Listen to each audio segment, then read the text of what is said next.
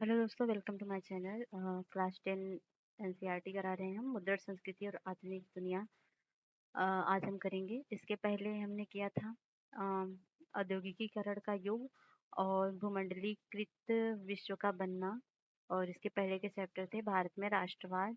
और इसके पहले आपको पढ़ाया गया था यूरोप में राष्ट्रवाद। तो ये क्लास 10 के जो है अम, जो विश्व इतिहास है उसका जो है चैप्टर है। ठीक है।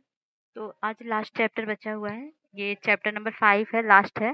मुद्रण संस्कृति और आधुनिक दुनिया। ये पूरा डिटेल एनालिसिस है यूपीएससी के लिए और अदर पीसीएस एग्जाम के लिए। तो घटना सॉरी कितना इम्पोर्टेंट होता है एनसीईआरटी आप सभी को पता होगा। तो चलिए स्टार्ट करते हैं बिना टाइम वेस्ट किए हुए क्लास 10 का एनसीईआरटी। तो आज हम करेंगे मुद्रण संस्कृति और आधुनिक दुनिया। तो मुद्रित या छपी हुई सामग्री के बगैर दुनिया की कल्पना हमारे लिए कितनी मुश्किल है। हम अपने चारों तरफ जहां नजर दौड़ाएं हमें कोई न कोई छपी हुई चीज दिखाई देगी। किताबें, पत्र पत्रिकाएं, अखबार, मशहूर तस्वीरों की नकलें, मेज पर पड़े नाटक के प्रोग्राम, सरकारी सूचनाएं, कैलेंडर, डायरी, सड़क के किनारे विज्ञापन और सिनेमा के पोस्टर आदि आदि। हम छपा हुआ साहित्य पढ़ते हैं, पेंटिंग देखते हैं, अखबार पढ़ते हैं और सार्वजनिक दुनिया में चल रहे विवादों का जायजा लेते हैं। हम मुद्रित दुनिया में अस्तित्व को मानकर चलते हैं। यह सोचने की भी जरूरत नहीं पड़ती है कि छपाई के पहले भी दुनिया थी। हम शायद ही महसूस करते हैं कि छपाई अपना इतिहास और इतिहास के हमारे समकालीन जमाने को आकार दिया है। यह इतिहास क्या है? समाज में मुद्रित सामग्री कब से चलनी शुरू हुई? आधुनिक दुनिया को बनाने में इसकी क्या भूमिका थी? इस अध्याय में मुद्रण के इसी इतिहास को देखेंगे, कैसे यह पूर्वी एशिया के शुरू होकर यूरोप और भारत में फैला। हम मुद्रण तकनीक के प्रचार और प्रभाव को सामाजिक जीवन में आए बदलाव को जोड़कर समझने की कोशिश करेंगे। तो प्रिंट के आने से पहले पुस्तक निर्माण, अखलाफ ए नसीरी, ये देख सकते हैं आप। और छपी किताबें क्या थी? तो मुद्रण की सबसे पहली तकनीक जो चीन, जापान, कोरिया में विकसित हुई। यह छपाई हाथ से होती थी। तकरीबन 594 ईस्वी से चीन में स्याही लगे काठ के ब्लॉक या तख्ती पर कागज को रगड़कर किताबें छापी जाने लगी थी। चूंकि पतले छिद्रित कागज के दोनों तरफ छपाई संभव नहीं थी, इसलिए पारंपरिक चीनी किताब अकॉर्डियन शैली में किनारों को मोड़ने के बाद सिलकर बनाई जाती थी। किताब का सुलेखन या खुसन वीसी करने वाले को लोग दक्ष सुलेखक या खुसखत होते थे।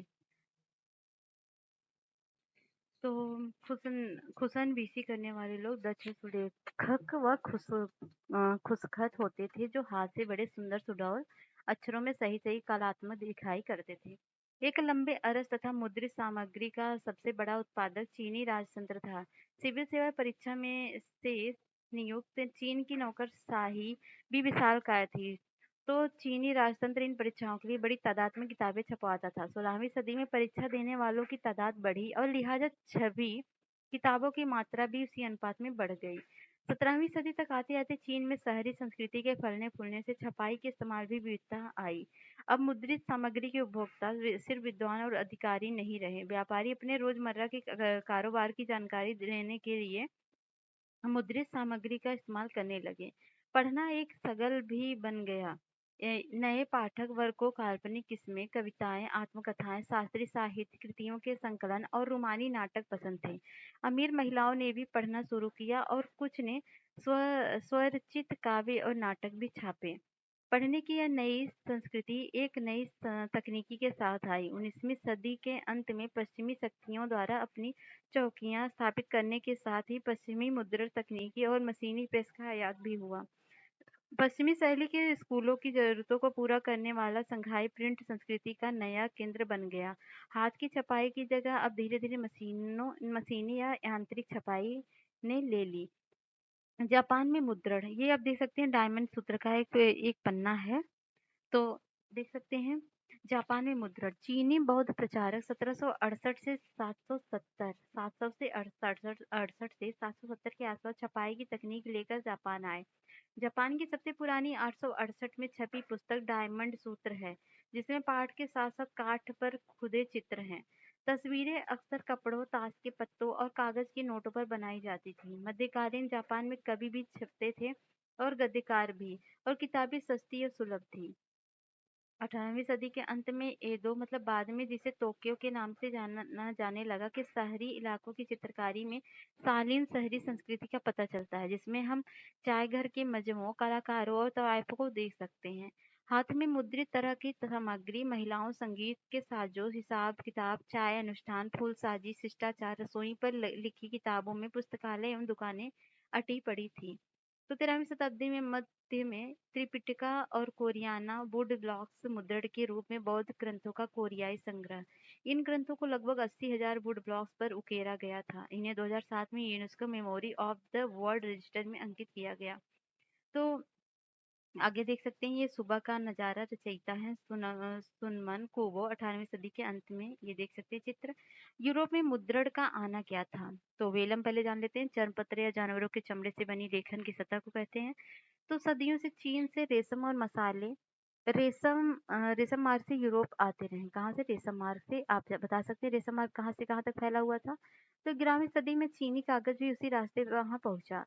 कागज ने किताबों या मुंशियों द्वारा सावधानी पूर्वक लिखी पांडुलिपियों के उत्पादन को मुमकिन बनाया। 1295 में मार्को पोलो नामक महान खोजी यात्री चीन में काफी साल तक खोज करने के बाद इटली वापस लौटा। जैसा कि आपने ऊपर पढ़ा है, चीन के पास वुड ब्लॉक वाली छपाई की तकनीक सबसे पहले से मौजूद थी। मार्को पोलो यहाँ ज्ञान अपने साथ लेकर लौटा। फिर क्या था, इतावली भी तख्ती को छपाई में किताबें निकालने लगे और जल्द ही ये तकनीक बाकी यूरोप में फैल गई। मुद्रित किताबों को सस्ती, अश्लील मानने वाले कुलीन वर्गों और भिक्षु संघों के लिए छपी किताबों के विलासी संस्करण अभी भी बेशकीमती वेलम या चर्म पत्र पर ही छपते थे। व्यापारी और विश्वविद्यालय के विद्यार्थी सस्ती मुद्रित किताबें खरीदते थे। किताबों की मांग बढ़ने के साथ साथ यूरोप भर के पुस्तक विक्रेता विभिन्न देशों में निर्यात करने लगे। अलग अलग जगहों पर पुस्तक मेले लगने लगे।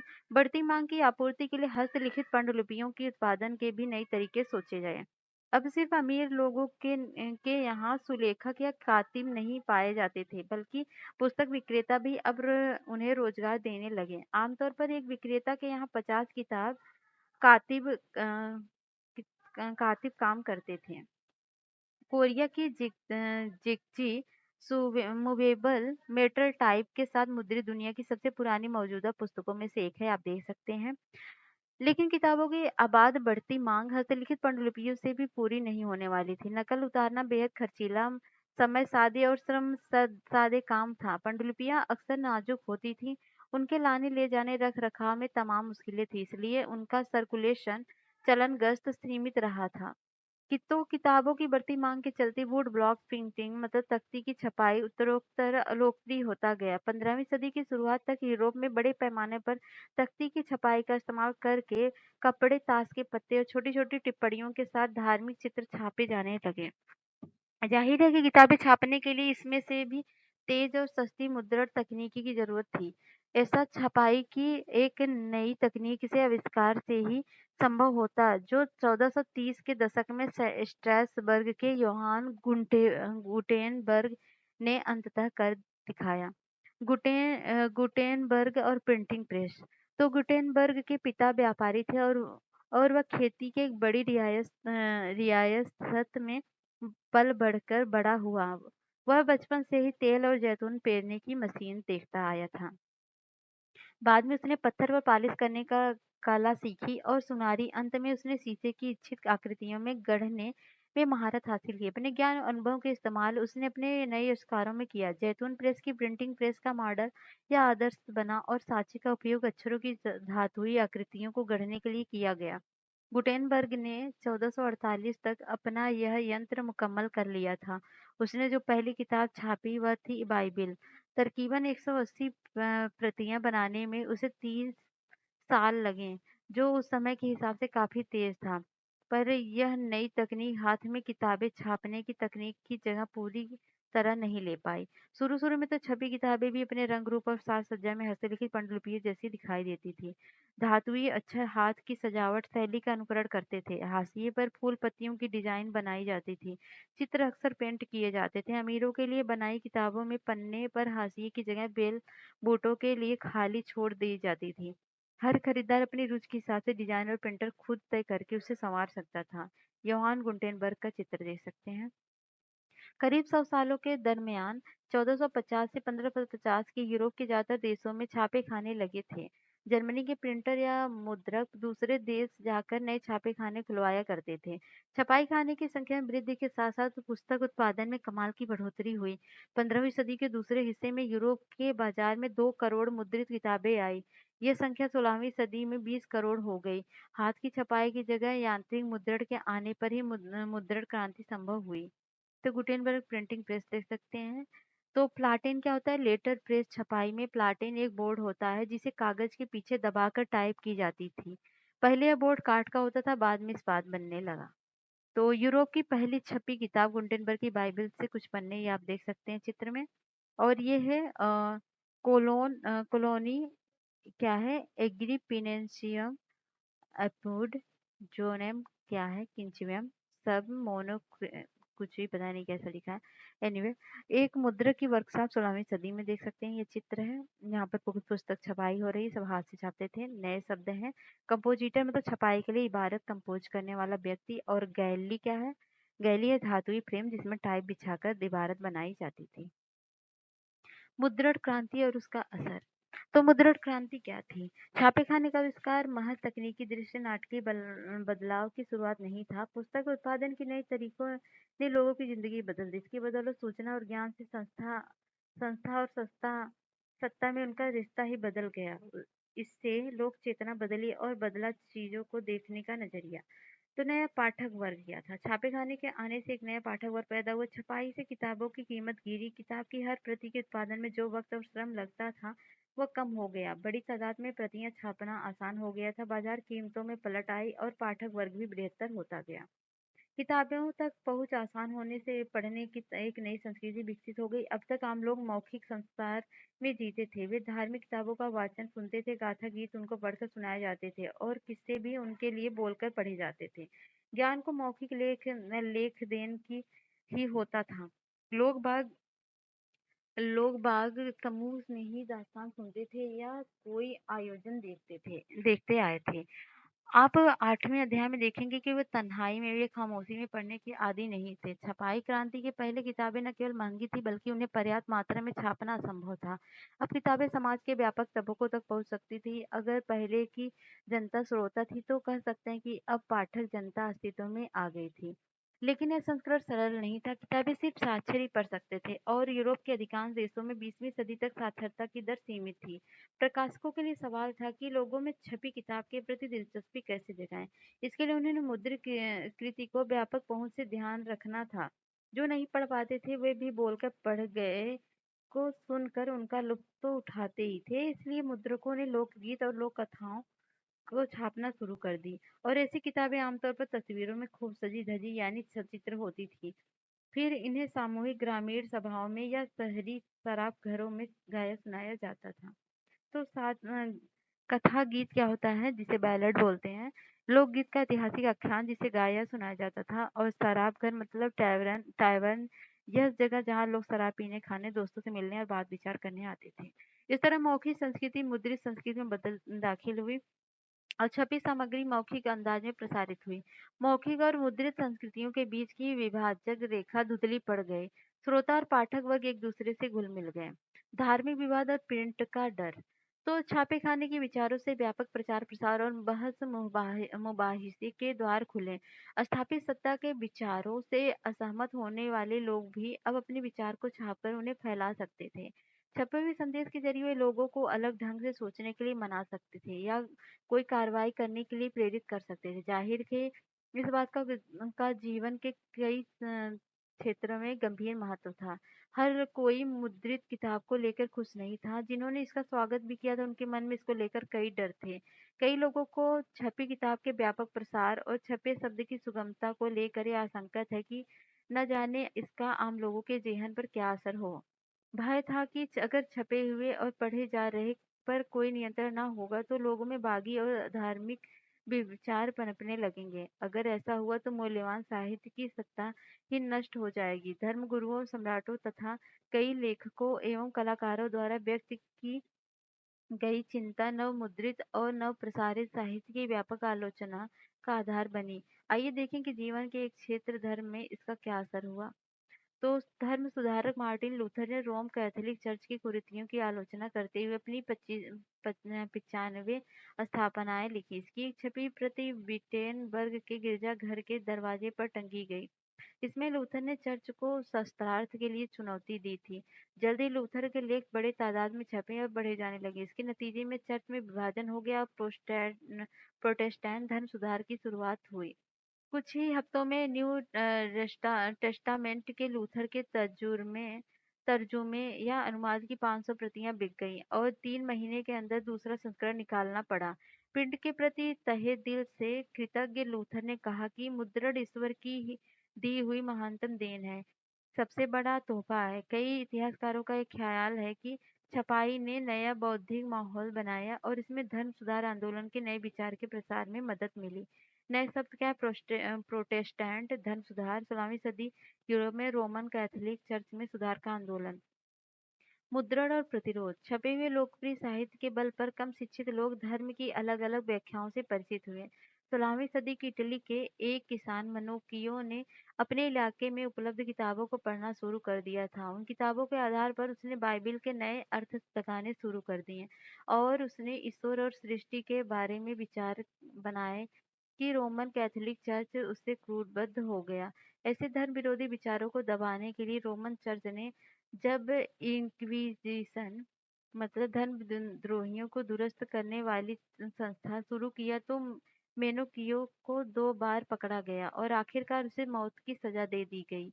धर्म के पास ऐसे पाठ और उठाए जा रहे सवालों से परेशान रोमन चर्च ने प्रकाशकों और पुस्तक विक्रेताओं पर कई तरह की पाबंदियां लगाई और 1858 से प्रतिबंधित किताबों की सूची रखने लगे। तो द मैकबर डांस। इस 16वीं सदी की तस्वीर में छपाई का खौफ किस नाटकीयता से पेश किया जा रहा था, ये देखा जा सकता है। इस बेहद दिलचस्प वुडपक तस्वीर में मुद्रण के आगमन को दुनिया के अंत में जोड़ा गया है। चित्र आप देखिए, किताब का डर। तो ठीक है, पढ़ने का जुनून। तो पूरे 17वीं और 18वीं सदी के दौरान यूरोप के ज्यादातर हिस्सों में साक्षरता बढ़ती रही। अलग अलग संप्रदाय के चर्चों में गांव में स्कूल स्थापित किए गए, किसानों कारीगरों को शिक्षित करने लगे। 18वीं सदी के अंत तक यूरोप के कुछ हिस्सों में तो साक्षरता 60 से 80% तक हो गई। यूरोपीय देशों में साक्षरता और स्कूलों के प्रसार के साथ लोगों में पढ़ने के जैसे जुनून पैदा हो गया। लोगों को किताबें चाहिए थी, इसलिए मुद्रक ज्यादा से ज्यादा किताबें छापने लगे। संप्रदाय किसी धर्म का एक समूह उपसमूह होता है। पंचांग, चांद सूरज की गति, ज्वार भाटा के समय और लोगों के दैनिक जीवन से जुड़ी कई अहम जानकारियां देता है। वार्षिक प्रकाशन है। और चैप बुक क्या है? पॉकेट बुक के आकार की किताबों के लिए इस्तेमाल किए जाने वाला शब्द है।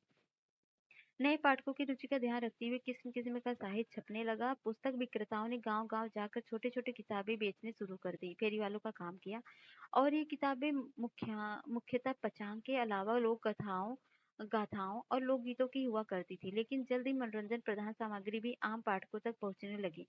इंग्लैंड में पेनी चैंप बुक्स या एक पैसिया किताब बेचने वालों को चैपमैन कहा जाता था। इन किताबों को गरीब तबके भी खरीदकर पढ़ सकते थे। फ्रांस में बिब्लियोथीक ब्लू का चलन था, जो सस्ते कागज पर छपी और नीली जिल्द में बंधी छोटी किताबें हुआ करती थी। इसके अलावा 4-5 पन्ने की प्रेम कहानियां थी और अतीत की थोड़ी गाथाएं थी, जिन्हें इतिहास कहते थे। आप देख सकते हैं कि अलग अलग उद्देश्य और दिलचस्पी के हिसाब से किताबों के कई आकार प्रकार थे। 18वीं सदी के प्रारंभ में पत्रिकाओं का प्रकाशन शुरू हुआ, जिसमें सामयिक घटनाओं की खबर के साथ मनोरंजन भी परोसा जाने लगा। अखबार और पत्रों में युद्ध और व्यापार में जुड़ी जानकारी के अलावा दूर देशों की खबरें होती थी। उसी तरह विज्ञान और दार्शनिक भी आम जनता की पहुंच के बाहर नहीं रहे। प्राचीन व मध्यकालीन ग्रंथ संकलित किए गए और नक्शों के साथ साथ वैज्ञानिक खाके भी बड़ी मात्रा में छापे गए। जब आइजैक न्यूटन जैसे वैज्ञानिकों ने अपने आविष्कार प्रकाशित करने शुरू किए, तो उनके लिए विज्ञान बोध में पगा एक बड़ा पाठक वर्ग तैयार हो चुका था। थॉमस पेन, वॉल्टेयर और जाक रूसो जैसे दार्शनिकों की किताबें भी भारी मात्रा में छपने और पढ़ने जाने लगी। जाहिर है कि विज्ञान और तर्क विवेकवाद के अनेक विचार लोकप्रिय साहित्य में जगह पाने लगे। तो दुनिया के जालिमों, अब हिलोगे तुम। तो 18वीं सदी के मध्य तक यह आत्मविश्वास बन चुका था कि किताबों के जरिए प्रगति और ज्ञानोदय होता है। कई सारे लोगों का मानना था कि किताबें दुनिया बदल सकती हैं, कि वे निरंकुशवाद और आतंकी राजसत्ता से समाज को मुक्ति दिलाकर ऐसा दौर लाएंगी जब विवेक और बुद्धि का राज होगा। 18वीं सदी फ्रांस के उपन्यासकार लुई सेबेस्टिये और मार्सिये ने घोषणा की कि छापाखाना प्रगति का सबसे ताकतवर औजार है। इससे बन रही जनमत की आंधी में निरंकुशवाद उड़ जाएगा और मार्सिये के उपन्यास में नायक अक्सर किताबें पढ़ने में बदल जाते हैं। वे किताबें घोटते हैं, किताबों की दुनिया में जीते हैं और इसी क्रम में ज्ञान प्राप्त कर लेते हैं। ज्ञानोदय को लाने वाले निरंकुशवाद के आधार को नष्ट करने में छापेखाने की भूमिका के बारे में आश्वस्त मार्सिये ने कहा, यह निरंकुशवाद शासकों, अब तुम्हारे कांपने का वक्त आ गया है। आभासी लेखक की कलम के जोर के आगे तुम हिल उठोगे। तो मार्सिया ने अपनी किताब में छापे गए शब्द को यूं ही बयान किया, अगर किसी ने मुझे पढ़ते हुए देखा होगा तो उसने मुझे यह प्यासे की तरह पाया होगा कि जो शुद्ध ताजा पानी मिलने पर गटपट पीने लगता है। बड़े एहतियात लालटेन जलाने के बाद मैं खुद को किताबों में डुबो देता था। वाक और अर्थ के प्रभाव में पन्ना दर पन्ना बहता चला जाता था। अनायास और अनजान खामोशी के साय में घड़ियाल हर घंटे बजता चला जाता था जब मुझे सुनाई नहीं देता था। तेल खत्म होने से मेरी लालटेन की लौ पीली पड़ने लगती थी और मैं था कि पढ़ते जाता था। मैं बत्ती उठाने की जहमत भी नहीं लेता था कि मेरे आनंद में व्यवधान न पड़े और वे नए विचार किस वेग में मेरे सिर से घूमते थे, मेरी बुद्धि कैसे उन्हें आत्मसात करती थी। तो इस तरह किताबें तो आज तक हम अब कोई नहीं पढ़ता, पहले लोग ऐसे ही पढ़ते थे। मुद्रण संस्कृति और फ्रांसीसी क्रांति। कई इतिहासकार का मानना है कि मुद्रण संस्कृति में फ्रांसीसी क्रांति के लिए अनुकूलन परिस्थितियां रची। क्या हम दोनों में संबंध बना सकते हैं? तो मूलतः तीन तरह के तर्क देने लायक हैं। पहला तर्क ये है कि छपाई के चलते ज्ञानोदय के चिंतकों के विचारों का प्रसार हुआ। उनके लेखन में कुल मिलाकर परंपरा, आत्मविश्वास, निरंकुशवाद की आलोचना पेश की गई। उन्होंने रीति रिवाजों की जगह विवेक के शासन पर बल दिया और मांग की हर चीज को तर्क और विवेक की कसौटी पर ही कसा जाए। उन्होंने चर्च की धार्मिक और राज्य की निरंकुश सत्ता पर प्रहार करके परंपरा पर आधारित सामाजिक व्यवस्था को दुर्बल कर दिया। वाल्तेयर और रूसो के लेखन का व्यापक पाठक वर्ग था। उनके पाठक एक नए आलोचनात्मक सवालिया और तार्किक नजरिए की दुनिया को देखते नहीं लगे थे। दूसरा था छपाई ने वाद विवाद संवाद की नई संस्कृति को जन्म दिया। सारे पुराने मूल्य संस्थाओं और कायदों पर आम जनता के बीच बहस मुबाहिस हुए और उनके पुनर्मूल्यांकन का सिलसिला शुरू हुआ। तर्क की ताकत से परिचित यह नई पब्लिक धर्म और आस्था को प्रसंगित करने का मोल समझ चुकी थी। इस तरह बनी सार्वजनिक दुनिया में सामाजिक क्रांति के नए विचार का सूत्रपात हुआ। तीसरा यह था कि 1780 के दशक में राजशाही और उनके नैतिकता का मजाक उड़ाने वाले साहित्य का ढेर लग चुका था। इस प्रक्रिया में सामाजिक व्यवस्था को लेकर तमाम सवाल खड़े हुए और कार्टूनों और कैरिकचरों में यह भाव उभरता था कि जनता को मुश्किलों में फंसी है जबकि राजशाही भोग विलास में डूबी हुई है। भूमिगत घुसने वाले इस साहित्य में लोगों को राजतंत्र के खिलाफ भड़काया। हम इन तर्कों को कैसे समझें? इसमें कोई शक नहीं है कि छपाई में विचारों को फैलाने में मदद की, लेकिन याद रहे कि लोग बाग हर तरह की सामग्री पढ़ते थे। एक तरफ वे अगर रूसो और वाल्टेयर पढ़ रहे थे, तो दूसरी तरफ वो चर्च और राज्य का प्रोपेगेंडा या प्रचार भी। वे हर पढ़ी लिखी चीज से तो सीधे प्रभावित नहीं हो सकते थे। वे कुछ विचारों को स्वीकारते थे तो कुछ को नकारते भी थे, फिर चीजों को अपने ढंग से व्याख्या भी करते थे। इस तरह मुद्रण ने उनके मानस को सीधे तौर पर भले नहीं रचा हो, पर इसने अलग ढंग से सोचने की संभावनाएं जरूर खोली। तो फ्रांसीसी क्रांति के पहले कुलीन वर्ग और आमजन 18वीं सदी के अंत का एक कार्टून है, ये देख सकते हैं। 19वीं सदी के बारे में देखिए, तो 19वीं सदी में यूरोप में उन साक्षरता की दिशा में लंबी-लंबी छलांगे लगाई जिसके बूते महिलाओं और बच्चों के रूप में बड़ी मात्रा में नया पाठक वर्ग तैयार हुआ। बच्चे और महिलाएं और मजदूर। तो 19वीं सदी के आखिरकार प्राथमिक शिक्षा के अनिवार्य होने के चलते बच्चे पाठकों की एक अहम श्रेणी बन गए। प्रकाशन उद्योग के लिए पाठ्यपुस्तक का उत्पादन महत्वपूर्ण हो गया। फ्रांस में 1857 में सिर्फ पाठ्यपुस्तक छपने के लिए एक प्रेस या मुद्रणालय स्थापित किया गया।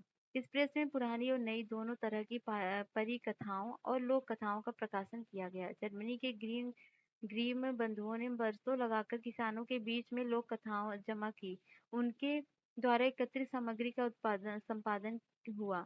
फिर कहानियों को अंततः 1812 के एक संकलन में छापा गया। बच्चों के लिए अनुपयुक्त सामग्री या चीजें कुलीन वर्गों को अश्लील लगती थी। उन्हें प्रकाशित संस्करण में शामिल नहीं किया जाता था। इस तरह पुरानी ग्रामीण लोक कथाओं को नया रूप मिला।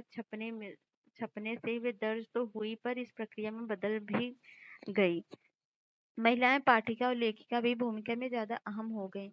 पेनी मैगजीन्स या एक फैंसिया पत्रिकाएं खास तौर पर उन्हीं के लिए होती थी, वैसे ही जैसे कि वह सही चाल चलन और गृहस्थी सिखाने वाली निर्देशिकाएं। 19वीं सदी में जब उपन्यास छपने लगे तो महिलाएं उनका अहम पाठक मानी गई। मशहूर उपन्यासकारों में लेखिकाएं अग्रणी थी, जेन ऑस्टिन, ब्रॉन्ड वर्ने और जॉर्ज इलियट आदि। इनके लेखन से नई नारी परिभाषा उभरी, जिसका व्यक्तित्व सुदृढ़ था, जिसमें गहरी सूझबूझ थी और उनका अपना दिमाग था, अपनी इच्छा शक्ति थी। ये पेनिया एक पैसिया मैगजीन का प्रमुख देख सकते हैं, आप चित्र देख सकते हैं। ठीक है, 17वीं सदी से किराए पर किताबें देने वाले पुस्तकालय अस्तित्व में आ गए थे। 19वीं सदी के इंग्लैंड में ऐसे पुस्तकालयों का उपयोग सफेद कॉलर मजदूरों, दस्तकारों और निम्न वर्गीय लोगों को शिक्षित करने के लिए किया गया। काम के दिन छोटे होने के बाद मजदूरों को अपने सुधार और आत्म अभिव्यक्ति के लिए थोड़ा वक्त मिलने लगा। उन्होंने बड़ी संख्या में राजनीतिक पर्चे और आत्मकथाएं लिखी। नए तकनीकी परिष्कार 18वीं सदी के अंत तक रेसी धातु से बनने लगे थे। प्रेस धातु से बनने लगे थे कि 19वीं सदी के दौरान छापे खाने की तकनीक में लगातार सुधार हुए। 19वीं सदी के मध्य तक न्यूयॉर्क के रिचर्ड एम हो ने शक्ति की चलित बेलनाकार प्रेस को कारगर बना लिया था। इससे प्रति घंटे 8000 शीट या ताव छप सकते थे। सदी के अंत तक ऑफसेट प्रेस आ गया था, जिसमें एक साथ 6 रंग की छपाई मुमकिन थी। 20वीं सदी के शुरू से ही बिजली के चलने वाले प्रेस के बल पर छपाई का काम बड़ी तेजी से बढ़ने लगा। एक दो और चीजें हुई। कागज डालने की विधि में सुधार हुआ, प्लेट की गुणवत्ता बेहतर हुई, स्वचालित पेपर रील और रंगों के लिए फोटो विद्युतीय नियंत्रण भी इस काम में आने लगे। इस तरह कई छोटी-छोटी मशीनें इकाइयों में कुल सुधार की बदौलत छपे हुए पन्ने के रंग रूप भी बदल गया। मुद्रकों और प्रकाशकों ने अपने उत्पाद बेचने के लिए नए गुर अपनाए। 19वीं सदी की पत्रिकाओं ने उपन्यासों को धारावाहिक छापा, जिसमें उपन्यास लिखने की एक खास शैली विकसित हुई। इंग्लैंड में 1920 के दशक में लोकप्रिय किताबें एक सस्ती श्रृंखला सीलिंग श्रृंखला के तहत छापी गई। किताबों की जिल्द का आवरण या डस्ट कवर की 20वीं सदी की तकनीकी नवायत है। 1930 की आर्थिक मंदी के आने से प्रकाशकों को किताबों की बिक्री गिरने का भय हुआ। लिहाजा पाठकों की जेब का ख्याल रखते हुए उन्होंने सस्ते पेपर बैग या अचल संस्करण छापे। तो ये देख सकते हैं, इंग्लैंड के एक रेलवे स्टेशन पे लगे विज्ञापन अल्फ्रेड कॉन्केनेन द्वारा बनाया गया लियोग्राफ। तो भारत का मुद्रण संसार। आइए देखें कि भारत में छपाई कब शुरू हुई। मुद्रण युग के पहले यहाँ सूचना और विचार कैसे लिखे जाते थे। मुद्रण युग के पहले की पांडुलिपियां। भारत में संस्कृत, अरबी, फारसी और विभिन्न क्षेत्रीय भाषाओं में हस्तलिखित पांडुलिपियों की पुरानी और समृद्ध परंपरा थी। पांडुलिपियां ताड़ के पत्तों या हाथ से बने कागज पर नकल पर बनाई जाती थी। कभी कभी तो पन्नों पर बेहतरीन तस्वीरें भी बनाई जाती थी। फिर उन्हें उम्र बढ़ाने के ख्याल से तख्तियों की जिल्द में से सिल कर बांध दिया जाता था। 19वीं सदी के अंत तक छपाई के आने के बाद ही पांडुलिपियां छापी जाती रहीं। लेकिन पांडुलिपियां नाजुक होती थी, काफी महंगी थी। एक तो उन्हें बड़ी सावधानी से पकड़ना होता था, तो दूसरे लिपियों के अलग अलग तरीके से लिखे जाने के चलते उन्हें पढ़ना भी आसान नहीं था। इसलिए उनका व्यापक व्यापक दैनिक इस्तेमाल नहीं होता था। हालांकि पूर्व औपनिवेशिक बंगाल में ग्रामीण क्षेत्रों के प्राथमिक पाठशालाओं का बड़ा जाल था, लेकिन विद्यार्थी आमतौर पर किताब नहीं पढ़ते थे। गुरु याददाश्त से किताबें सुनते थे और विद्यार्थी उन्हें लिख लेते थे। इस तरह कई सारे लोग बिना कोई किताब पढ़े साक्षर बन जाते थे। तो ऋग्वेद के कुछ पन्ने आप देख सकते हैं यहाँ पे। छपाई भारत आई कैसे? तो प्रिंटिंग प्रेस का पहले पहल 16वीं सदी में भारत के गोवा में पुर्तगाली धर्म प्रचारकों के साथ आया। जेसुइट पुजारियों ने कोंकणी सीखी और कई सारी पुस्तिकाएं छापी। 1674 तक कोंकणी और कन्नड़ भाषाओं में लगभग 50 की किताबें छप चुकी थी। और कैथोलिक पुजारियों ने 1579 में कोचीन में पहली तमिल किताब छापी और 1713 में 1713 में पहली बार मलयालम किताब छापने वाले भी थे वही थे। डच प्रोटेस्टेंट धर्म प्रचारक ने 32 तमिल किताबें छापी, जिनमें से कई पुरानी किताबों का अनुवाद थी। तमिल अंग्रेजी भाषी प्रेस भारत में काफी देर तक विकास नहीं कर पाया था, यद्यपि इंग्लिश ईस्ट इंडिया कंपनी ने 17वीं सदी के अंत तक छापे खाने का यह शुरू कर दिया था। जेम्स अगस्टस हिक्की ने 1780 में बंगाल गजट नामक एक साप्ताहिक पत्रिका का संपादन शुरू किया, जिसमें खुद को यूं परिभाषित किया कि हर किसी के लिए खुली एवं व्यावसायिक पत्रिका जो किसी प्रभाव में नहीं है। यानी यह पत्रिका भारत में प्रेस चलाने वाली औपनिवेशिक शासन में आजाद निजी अंग्रेजी उद्यम थी। इसे अपनी स्वतंत्रता पर अभिमान था और हिक्की ढेर सारे विज्ञापन छापता था, जिसमें दासों की बिक्री से जुड़े इश्तेहार भी शामिल थे। लेकिन साथ ही वह भारत में कार्यरत वरिष्ठ अंग्रेज अधिकारियों से जुड़ी गपबाजी भी छापता था। इसे नाराज होकर गवर्नर जनरल वारेन हेस्टिंग ने हिक्की का मुकदमा कर दिया और ऐसे सरकारी आश्रय प्राप्त अखबारों के प्रकाशन को प्रोत्साहित करना शुरू कर दिया, जो औपनिवेशिक राज की छवि पर होते हमलों की रक्षा कर सके। 18वीं सदी के अंत तक कई सारी पत्रिकाएं छपने लगी और कुछ हिंदुस्तानी भी अपने अखबार छापने लगे थे। ऐसे प्रयासों में पहला था राम मोहन राय के करीब भी रहे गंगाधर भट्टाचार्य द्वारा प्रकाशित बंगाल गजट। तो धार्मिक सुधारों और सार्वजनिक बहसें क्या थी? तो जैसा कि आप जानते हैं कि 19वीं सदी की शुरुआत में धार्मिक मसलों को लेकर बहसों पर बाजार गर्म था। अलग अलग समूह औपनिवेशिक समाज में हो रहे बदलाव में जूझते रहे थे। धर्म की अपनी अपनी मुख्य व्याख्या पेश कर रहे थे। कुछ तो मौजूदा रीति रिवाजों की आलोचना करते हुए उनमें सुधार चाहते थे, लेकिन जब कुछ अन्य समाज सुधारकों के तर्कों के खिलाफ खड़े थे। ये सारे वाद विवाद प्रिंट में सरेआम पब्लिक हुए थे। छपी हुई पुस्तकों अखबारों ने न केवल नए विचारों का प्रचार प्रसार किया, बल्कि उन्होंने बहस की शक्ल भी तय की। इन बहसों में व्यापक जन समुदाय भी हिस्सा ले सकता था, अपने मत जाहिर कर सकता था। इस तरह के मतांतर से नए विचार उभरे। यह समय वह था जब समाज और धर्म सुधारकों तथा हिंदू रूढ़वादियों के बीच विधवा दाह और एकेश्वरवाद, ब्राह्मण पुजारी वर्ग और मूर्ति पूजा जैसे मुद्दे को लेकर तेज बहस छनी हुई थी। बंगाल में जैसे जैसे बहस चली, लगातार बढ़ती तादाद में पुस्तिकाओं और अखबारों के जरिए तरह तरह के तर्क समाज के बीच आने लगे। ज्यादा से ज्यादा लोगों तक पहुंचने के ख्याल से इन्हें आम बोलचाल में भाषा में छापा गया। राजा राम मोहन राय ने 1821 में संवाद कौमुदी प्रकाशित किया और रूढ़िवादियों ने उनके विचारों को टक्कर लेने के लिए समाचार चंद्रिका का सहारा लिया। दो फारसी अखबार जामे जहांनामा और शमसुल अखबार भी 1882 में प्रकाशित हुए। उत्तर भारत में उलमा मुस्लिम राजवंशों के पतन को लेकर चिंतित थे। उन्हें डर था कि कहीं औपनिवेशिक शासक धर्मांतरण को बढ़ावा न दें या मुस्लिम कानून न बदल डालें। इससे निपटने के लिए उन्होंने सस्ते लिथोग्राफी प्रेस का इस्तेमाल करते हुए धर्म ग्रंथों के फारसी या उर्दू अनुवाद छापे और धार्मिक अखबार तथा गुटके निकाले। 1867 में स्थापित देवबंद सेमिनरी ने मुसलमानों पाठकों रोजमर्रा के जीवन जीने का सलीका और इस्लामी सिद्धांतों के मायने समझाते हुए हजारों फतवे जारी किए। पूर्वी 19वीं सदी के दौरान कई इस्लामी संप्रदाय और सेमिनार पैदा हुए। धर्म को लेकर सबकी अपनी अपनी व्याख्याएं थी। हर कोई अपनी संप्रदाय बढ़ाना चाहता था और दूसरे के असर को काटना चाहता था। तो नए शब्द है उलमा, इस्लामी कानून और शरिया के विद्वान कहा जाता है। फतवा अनिश्चित या असमंजस की स्थिति में इस्लामी कानून जानने वाले विद्वान सामान्यतः मुफ्ती के द्वारा की जाने वाली वैधानिक घोषणा है। हिंदुओं के बीच भी छपाई से खास तौर पर स्थानीय भाषाओं में धार्मिक पढ़ाई को काफी बल मिला। तुलसीदास की 16वीं सदी की किताब रामचरितमानस का पहला मुद्रित संस्करण 1880 में 10 में कलकत्ता से प्रकाशित हुआ। 19वीं सदी के मध्य तक सस्ते लिथोग्राफी और संस्करणों से उत्तर भारत का बाजार पट गया। लखनऊ के नवल किशोर प्रेस और बंबई के श्री वेंकटेश्वर प्रेस में अनेक भारतीय भाषाओं में अनगिनत धार्मिक किताबें छपी और मुद्रित और लाने ले जाने में आसान होने के कारण आस्थावान इन्हें कहीं भी किसी समय पढ़ा जा सकता था। इन्हें अनपढ़ लोगों की बड़ी भीड़ में बोल बोल कर भी पढ़ाया जा सकता था। मतलब यह है कि धार्मिक पुस्तकें बड़ी तादाद में व्यापक जन समुदाय तक पहुंच रही थी, जिनके चलते विभिन्न धर्मों के बीच और उनके अंदर बहस मुबाहिस और वाद-विवाद संवाद की नई स्थिति पैदा हो गई थी। लेकिन प्रिंट ने समुदाय के बीच सिर्फ मतांतर ही नहीं पैदा किए, बल्कि इनमें इसने समुदायों को अंदर से और विभिन्न हिस्सों को पूरे भारत में जोड़ने का काम भी किया। तो ये स्रोत आप देख सकते हैं। प्रकाशन के नए रूप क्या थे? तो देख सकते हैं। तो छापेखाने से नए तरह के लेखन के लिए भूख जागी।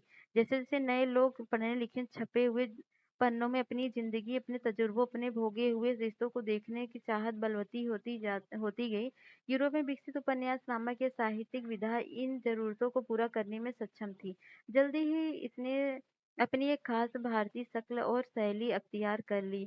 अपने पाठकों को इसने अनुभव का नया संसार और क्या अ, अनुभव या संसार और मानव जीवन की विविधता का बोध प्रदान किया। दूसरी तरह की साहित्यिक विधाएं जैसे गीत, कहानियां, सामाजिक राजनीतिक मसलों पर लेख या सब पाठकों की दुनिया का हिस्सा बन गए।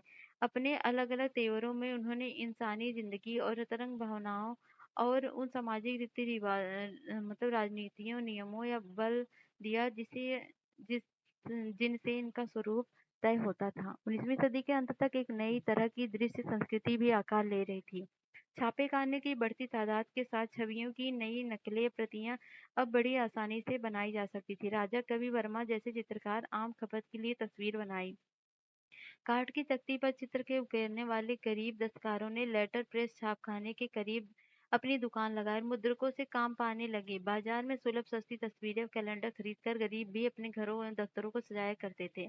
इन छपी तस्वीरों ने आहिस्ता आहिस्ता आधुनिकता और परंपरा, धर्म और राजनीतिक तथा समाज और संस्कृति के लोकप्रिय विचार लोग को बढ़ावा देना शुरू किया। 1870 के दशक तक पत्र पत्रिकाओं में सामाजिक राजनीतिक विषयों पर टिप्पणियां करते हुए कैरिकेचर और कार्टून छापने लगे। कुछ में शिक्षक भारतीयों के पश्चिमी पोशाक और पश्चिमी अभिरुचियों का मजाक उड़ाया गया, जबकि कुछ अन्य में सामाजिक परिवर्तन को लेकर एक डर गया था। साम्राज्यवादी व्यंग्य चित्रों में राष्ट्रवादियों का मजाक उड़ाया जाता था, तो राष्ट्रवादी भी साम्राज्यवादी सत्ता का निशाना साधने में पीछे नहीं हटते थे। तो ये देख सकते हैं राजा ऋतुध्वज द्वारा असुरों के चंगुल में राजकुमारी मदलसा को बचाया जाना राजा रवि वर्मा का चित्र है ये, देख सकते हैं। महिलाओं और मुद्रण। तो महिलाओं की जिंदगी और उनकी भावनाएं बड़ी साफ गोई और गहनता से लिखी जाने लगी। इसलिए मध्यवर्गीय घरों में महिलाओं का पढ़ना भी अपने से बहुत ज्यादा हो गया। उदारवादी पिता और पति अपने यहाँ औरतों को घर पर पढ़ाने लगे और 19वीं सदी के मध्य में जब बड़े छोटे शहरों में स्कूल बने तो उन्हें स्कूल भेजने लगे। कई पत्रिकाओं ने लेखिकाओं को जगह दी और उन्होंने नारी शिक्षा की जरूरत को बार-बार रेखांकित किया। इनमें पाठ्यक्रम भी छपता था और जरूरत के मुताबिक पाठ्य सामग्री भी इसका इस्तेमाल घर बैठे स्कूली शिक्षा के लिए किया जा सकता था। लेकिन सारे परिवार उदार दिल नहीं थे। उनके परंपरावादी हिंदू मानते थे कि पढ़ी लिखी कन्याएं विधवा हो जाती हैं और इसी तरह दकियानूसी मुसलमानों को लगता था कि उर्दू के रूमानी अफसाने पढ़कर औरतें बिगड़ जाएंगी। कभी-कभार बागी औरतों ने इन प्रतिबंधों को अस्वीकार भी किया। हमें उत्तर भारत की दकियानूसी मुसलमान परिवार की एक ऐसी लड़की की कहानी पता है जिसने गुपचुप ढंग से न सिर्फ पढ़ना सीखा बल्कि लिखा भी। उसके खानदान वाले चाहते थे कि वह सिर्फ अरबी कुरान पढ़े, जो कि उसके पल्ले नहीं पड़ता था। लिहाजा उसने जब जबान पढ़ने की जिद की तो उसकी अपनी थी। पूर्वी बंगाल में 19वीं सदी के प्रारंभ में कट्टर रूढ़िवादी परिवार भी में ब्याही कन्या रस सुंदरी देवी ने रसोई में छिप छिप कर पढ़ना सीखा। बाद में चलकर उन्होंने अमार जीवन नामक आत्मकथा लिखी, जो 1876 में प्रकाशित हुई। यह बंगाली भाषा में प्रकाशित पहली संपूर्ण आत्मकहानी थी।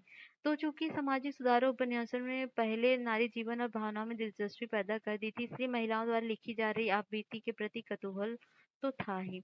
कैलाश वासिनी देवी जैसी महिलाओं ने 1860 के दशक में महिलाओं के अनुभवों में लिखना शुरू किया। कैसे वे घरों में बंदी और अनपढ़ बनकर रह जाती हैं, कैसे वे घर भर के काम का बोझ उठाती हैं, जिनकी सेवा वे करती हैं, वही उन्हें दुत्कारते हैं। आज तो महाराष्ट्र वहाँ 1880 में दशक में ताराबाई शिंदे और पंडिता रमाबाई ने उच्च जात की नारियों की दयनीय हालत के बारे में जोश और रोष से लिखा। सामाजिक बंधनों में बंधी औरत के लिए पढ़ने के क्या मायने हैं, इस पर एक तमिल उपन्यास एक औरत ने लिखा। बहुतेरे कारणों से मेरी दुनिया छोटी है, मेरे जीवन की आधी से ज्यादा खुशियां किताबें पढ़ने से आई हैं। तो जानी-मानी शिक्षाविद और लेखिका बेगम रुकैया शेखावत हुसैन ने 1926 में बंग महिला शिक्षा सम्मेलन को संबोधित करते हुए धर्म के नाम पर महिलाओं को पढ़ने से रोकने के लिए पुरुषों को निंदा की। नारद शिक्षा के विरोधी कहते हैं कि इससे महिलाएं उद्दंड हो जाएंगी। छी, ये खुद को मुसलमान बताती हैं और इस्लाम द्वारा औरतों की बराबरी को तालीम का हक देने की बुनियादी उसूल के खिलाफ जाते हैं। अगर पुरुष पढ़ लिख कर नहीं भटकते हैं तो महिलाएं क्यों बिगड़ जाएंगी भला। उर्दू, तमिल और बंगाली और मराठी प्रिंट संस्कृति पहले विकसित हो गई थी, पर गंभीर हिंदी छपाई की शुरुआत 1870 के दशक में हुई। जल्दी इसका एक बड़ा हिस्सा नारी शिक्षण को समर्पित हुआ। 20वीं सदी के आरंभिक महिलाओं के लिए मुद्रित और कभी-कभी उनके द्वारा संपादित पत्रिकाएं लोकप्रिय हो गईं। इनमें औरतों की तालीम, विधवा जीवन, विधवा विवाह और राष्ट्रीय आंदोलन जैसे मसलों पर लेखनी चलाई गई। कुछ पत्रिकाओं ने महिलाओं को गृहस्थी चलाने और फैशन के नुस्खे बताने के साथ साथ कहानियां और धारावाहिक उपन्यासों के जरिए मनोरंजन परोसा। पंजाब में भी 20वीं सदी के आरंभ से ही लोकप्रिय लोक साहित्य बड़े पैमाने पर छापा गया। राम चड्ढा ने औरतों को आज्ञाकारी बीवियां बनने का भी सीख देने के उद्देश्य से अपनी बेस्ट सेलिंग कृति स्त्री धर्म विचार लिखी। खालसा ट्रैक्ट सोसाइटी ने इसी तरह के संदेश देते हुए सस्ती पुस्तिकाएं छापी। अच्छी औरत बनने के उपदेश को कई बार संवाद के रूप में पेश किया गया। बंगाल में केंद्रीय कलकत्ता का एक पूरा इलाका बटाला लोकप्रिय किताबों के प्रकाशन को समर्पित हो गया, जहां पर आप धार्मिक गुटकों और ग्रंथों के सस्ते संस्करण तो खरीद ही सकते थे, जो आमतौर पर अश्लील और सनसनीखेज समझा जाता था। यह भी उपलब्ध था। 19वीं सदी के अंत में ऐसे बहुत सारी किताबें पर काठ की तख्ती और लिथोग्राफी रंगों की मदद से प्रचुर मात्रा में तस्वीरें उकेरी जा रही थी। फेरी वाले बटाले के प्रकाशन लेकर घर घर घूमते थे, जिससे महिलाओं को फुर्सत के वक्त मनपसंद किताबें पढ़ने में सहूलियत मिली। ये आप चित्र देख सकते हैं, घोर कली प्रलय काल 19वीं सदी के अंत में रंगीन काठ चित्र है।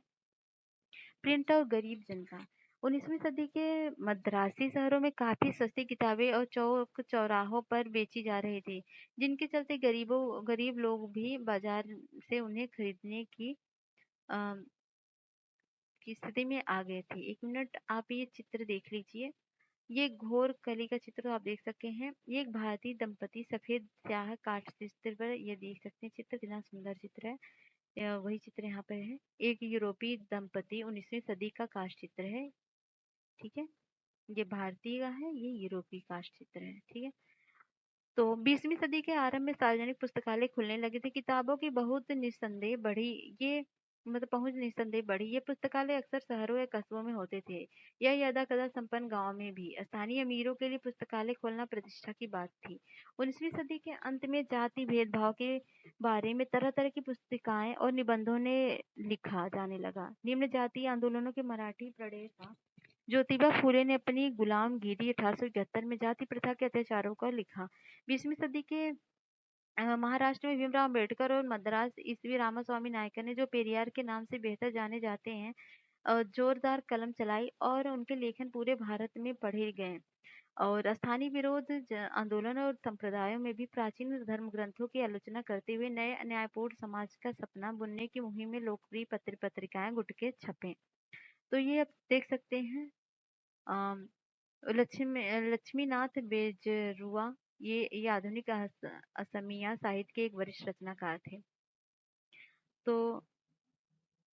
तो कारखानों में मजदूरों ने बहुत ज्यादा काम लिया जा रहा था मजदूरों से, और उन्हें अपने तजुर्बों के बारे में ढंग से लिखने की शिक्षा तक नहीं मिली थी। लेकिन कानपुर के मिल मजदूर काशी बाबा ने 1938 में छोटे और बड़े सवाल लिखकर छाप दिए और जातीय और वर्गीय शोषण के बीच रिश्ता समझाने की कोशिश की। 1935 से 55 के बीच में सुदर्शन चक्र के नाम से लिखने वाले एक और मील मजदूर का लेखन सच्ची कविताएं नाम एवं संग्रह में छापा गया। बेंगलोर के सूती मील मजदूरों ने खुद को शिक्षित कर रखने के ख्याल से पुस्तकालय बनाए, जिसकी प्रेरणा उन्हें बंबई के मील मजदूरों से मिली थी। समाज सुधारक ने इन प्रयासों का संरक्षण किया और उनकी मूल कोशिश यह थी कि मजदूरों के बीच नशाखोरी कम हो, साक्षरता आए और उन तक राष्ट्रवाद का संदेश भी यथासंभव पहुंचे।